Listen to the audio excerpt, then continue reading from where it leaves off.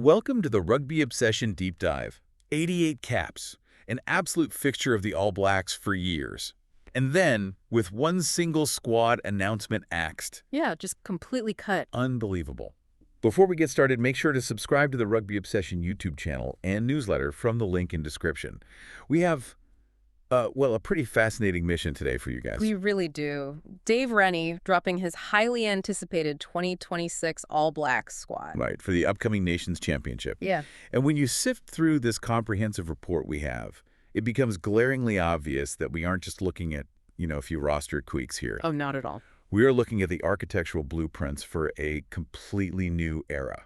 Rennie is engineering a specific culture right before our eyes, and he's doing it with absolute ruthlessness just as they head into these massive tests against France, Italy, and Ireland. It is a profound shift in philosophy, really, because when a coach takes over a squad with this kind of massive legacy, they basically have two choices. Right. They can inherit the existing culture and try to mold it slowly, or they can break the foundation and rebuild it from the ground up. Rennie has clearly chosen the latter.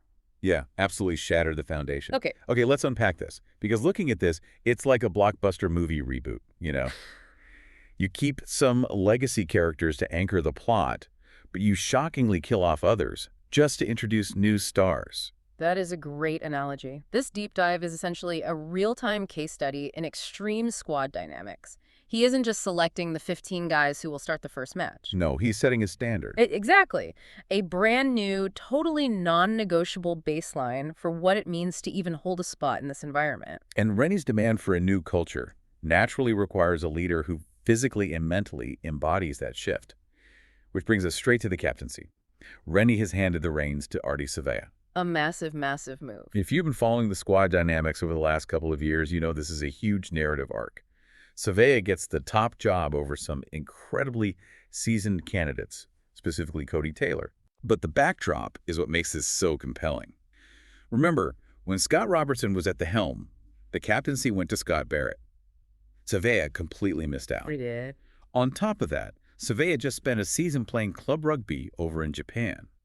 So does stepping away to play in Japan usually strengthen a player's case for the captaincy? Or is Savea just that undeniable?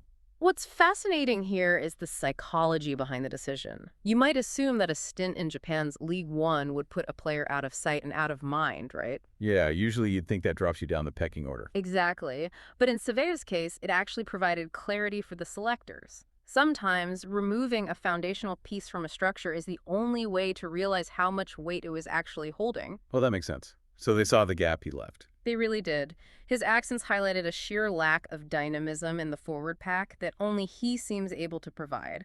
But more importantly, taking a sabbatical broadened his perspective. Right, he sounded so different in his press conference. Highly evolved. Modern. He didn't come in talking about ruling with an iron fist. He explicitly stated his role is about empowering everyone in the group to be the best they can be. That empowerment angle really came through. He talked about how a united All Blacks team has the ability to unite all 5 million Kiwis, calling on the entire country to get behind the squad. A real unifier. But I was mostly struck by how quickly he deflected the spotlight away from himself and onto his support system. He called them his village. Yes, his family. Right. He thanked his wife, Saskia, and their 3 kids, Kobe, Keon, and Cove, acknowledging that they walk every single step of this journey with him.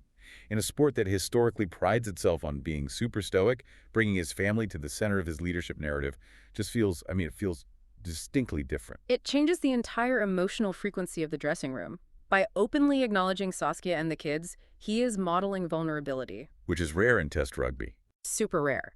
But in elite, high-stakes environments, vulnerability is actually a mechanism for building immense trust. He is signaling to the younger players that no one is expected to carry the psychological burden of the black jersey in isolation. Wow, yeah. Dave Rennie is staring down the barrel of brutal tests against France and Ireland. Tactical brilliance isn't enough. He needs a squad that won't fracture. Savea brings people with him. Well, you can't lead if no one wants to follow, and Savea clearly have the entire locker room behind him. But building that unified locker room meant making some incredibly harsh decisions about who actually gets to be inside it. Very harsh. Yeah, so if you are sitting at home wondering how a new culture actually gets enforced, You have to look at the cuts. And hey, if you're enjoying this breakdown, don't forget to subscribe to the Rugby Obsession YouTube channel and newsletter from the link in the description. And let us know your thoughts in the comments. Do you agree with Rennie's cuts? Because we really need to talk about the veterans who just had the door slammed in their faces. Dave Rennie made it explicitly clear.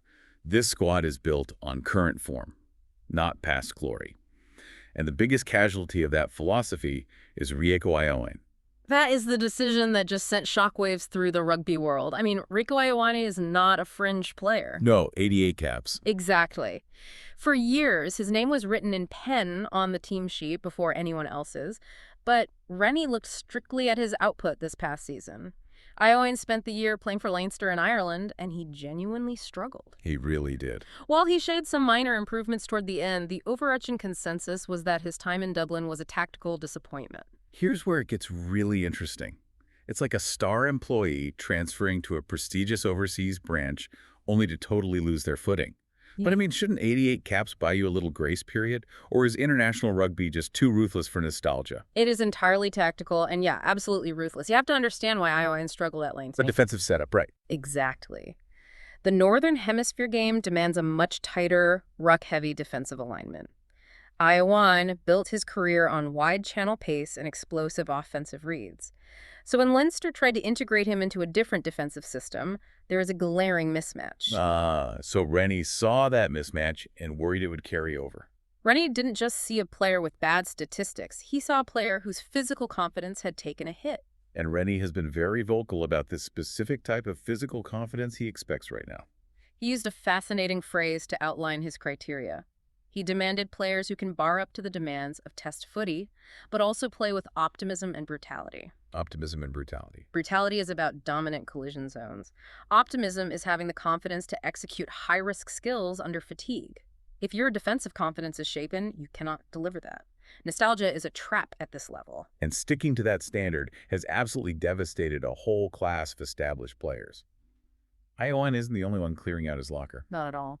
We are looking at seasoned guys like David Havili and Ethan Blackadder missing out entirely. You also have players like Duplessis Karifi, Ollie Norris, Timonchi Tavatavanawai, and Christian Leo Willie. Guys who probably thought they were totally safe. Right. They probably went to bed feeling secure. It sends a chilling message to the whole New Zealand rugby landscape. Your past resume means nothing if your current form dips by even 5%. It establishes a ruthless meritocracy. But the beauty of a meritocracy is that when veterans are cleared out, it creates a massive vacuum of opportunity. Into the bolters. Exactly. Fresh talent operating at that exact frequency of optimism and brutality. The bolters are always the best part of any squad announcement, and this group is fascinating. 4 new uncapped players. Let's start with Anton Segner and the loose forwards. Great story there. German-born, moved to the Southern Hemisphere as a teenager. But what stands out to me is that he impressed Rennie while playing for a Blues side that was really struggling. It's easy to look like a superstar when your team is dominating, but it's entirely different when you're constantly on the back foot. You are touching on a critical metric that international scouts look at. When a domestic team is struggling, their forward pack is getting dominated, they have no possession. It's just ugly rugby. Right. And in those conditions, a loose forward's true character is exposed. Segner showed immense grit, hitting rucks, securing messy ball, keeping his work rate high even when they were down by 20 points. That resilience translates perfectly to the test arena. Rennie is clearly drafting for character. We also saw with the inclusion of prop Xavier Numia and Josh Morby. Superb form, totally undeniable. They couldn't be ignored. But we have to talk about the fourth bolter, because this selection stunned everyone. Fehi Fineanganofo. The reason this is so shocking is that Fineanganofo has already signed a lucrative deal to play overseas with the Newcastle Red Bulls. It is an absolute anomaly in the context of New Zealand rugby. It's basically heresy. It's like getting a massive promotion at your current job the exact same week you put in your 2 weeks' notice. Yeah. Why invest time and resources into a guy who is actively walking out the door? If we connect this to the bigger picture, we have to look at why the rule exists. New Zealand rugby fiercely guards the All Blacks jersey. The eligibility rule that you must play your club rugby in New Zealand to be selected protects their domestic leagues. Keeps the talent at home. Exactly. So by selecting Fineanganofo, despite his Newcastle contract, Rennie is demonstrating just how uniquely devastating his current skill set is. He realized Fineanganofo offers a physical dimension no one else could, and decided winning tests right now outweighed long-term protocols. But there's another layer to this. The rumor mill is running red hot. There are widespread reports that executives are working frantically behind the scenes to convince him to tear up that Newcastle contract and stay. Which turns this selection into a highly strategic psychological play. They aren't just capping him to use his skills, they are capping him to show him exactly what he is walking away from. A massive flex. It really is, putting the most famous jersey in the world on his back, surrounding him with that elite culture, and basically daring him to still get on that plane to Newcastle. It's a high-stakes gamble, and it perfectly encapsulates everything we have learned about Rennie's approach here. He is bold, unapologetic, and totally focused on the present moment. Utilizing every single tool available to him. Exactly. Whether that means making the brutal call to drop a beloved 88-cap veteran like Rieko Ioane, or completely bending the historic eligibility rules to cap an overseas-bound rookie. It all points back to optimism and brutality. Rennie knows a conservative approach against France, Italy, and Ireland will get them beaten. The old guard is on notice, and Ardie Savea's village approach has to unite this fresh, hungry group. Which means, for you listening, you are looking at a team that is entirely unpredictable but incredibly dangerous.